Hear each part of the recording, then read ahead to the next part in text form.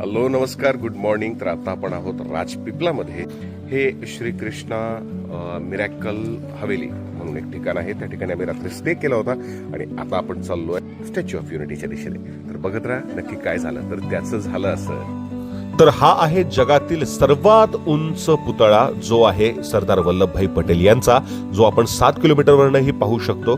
स्वच्छता आणि नियोजन म्हणजे काय असतं हे पाहायचं असेल तर इथे यायलाच हवं. स्टॅच्यू ऑफ युनिटीसाठीच्या या बस डेपोवर आता आपण आलेलो आहोत आणि तुम्ही बघू शकता या सगळ्या EV बसेस या ठिकाणी चालू आहेत. रिक्षा ज्या आहेत त्या पेड आहेत, ज्या बसेस आहेत त्या पूर्णपणे फ्री आहेत. हा स्टॅच्यू तुम्ही माझ्या पाठीमागे बघू शकता. तर सुरुवातीला गेल्या गेल्या सिक्युरिटी चेक आणि तुमचे पासेस चेक केले जातात. त्यानंतर आपल्याला आतमध्ये एंट्री मिळते. जगात मानवी उत्क्रांतीनंतर जर सगळ्यात भारी काय बनलं असेल तर हा ट्रॅव्हलेटर, एलिव्हेटर सारखंच ट्रॅव्हलेटर. याच्यावरनं पुढे पुढे चाललंय. ही आरोही. आणि आता आम्ही एस्केलेटरवरती आणि पुढे पुढे चाललो. मला चालायचं. पुतळ्याच्या पायथ्याशी असलेल्या या गेटमधून आपण आतमध्ये एंट्री करतो. आतमध्ये गेल्या गेल्या एक भली मोठी गॅलरी आहे, जिथे या स्मारकाबद्दलची माहिती आपल्याला पाहायला मिळते.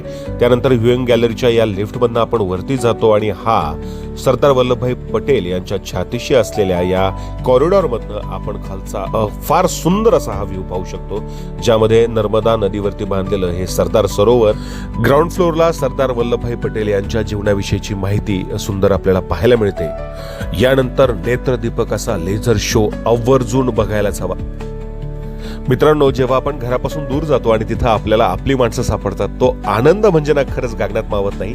माझं हे नारायणगावची मित्रमंडळी मला स्टॅच्यू ऑफ युनिटी जवळ भेटले. त्यांचा आणि माझा फोन कॉल झाला आणि फार सुंदर अशा ह्या दिवसाचा आम्ही शेवट केला.